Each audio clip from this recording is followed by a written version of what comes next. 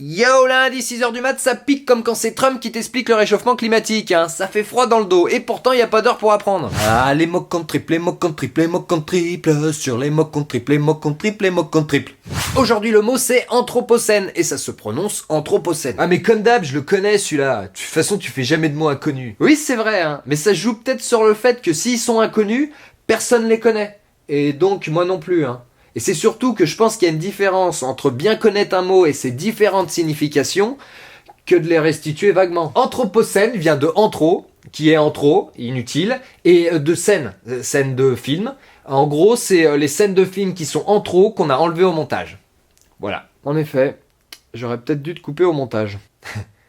L'Anthropocène est un terme de chronologie géologique désignant l'époque de l'histoire de la Terre qui a débuté lorsque les activités humaines ont eu un impact global significatif sur l'écosystème terrestre. Anthropos en grec ancien étant l'être humain. Et l'être humain aujourd'hui influence considérablement la biosphère au point d'être devenu une force géologique majeure capable de marquer la lithosphère, la croûte terrestre. Comment ça, vieille croûte, monsieur? Je ne vous permets pas. Non, en fait, je parlais de... De toute façon, n'allons pas trop vite en besogne. L'Anthropocène a été proposé pour succéder à l'Holocène, mais rien n'est encore fait. C'est vrai qu'on n'est pas pressé de la valider du côté des vieilles croûtes, hein. Ça fait des décennies qu'ils sont dessus, hein. Aussi, il faut dire qu'ils seraient obligés de refaire toute leur frise d'échelle des temps chronologiques, hein. Et ça risque de chambouler des prostates. Ne mettons pas la charrue avant les bœufs. Un congrès géologique international validera ça, quand les preuves de l'action de l'homme ressortiront avec évidence dans les carottes de glace retirées des calottes glaciaires. En effet, il y a des calottes qui se perdent, hein. Il va bientôt y retrouver un sac plastique dans sa carotte. Ah bah c'est pas demain la vieille. Hein, Maryse?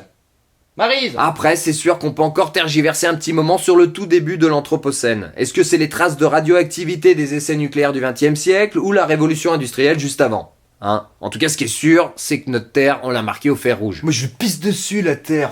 Qu'est-ce qu'elle va me faire? Elle te rendra l'appareil.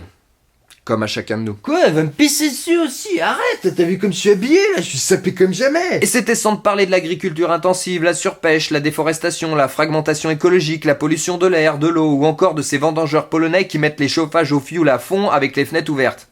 Bon, le dernier est moins répandu, hein, mais ça compte quand même.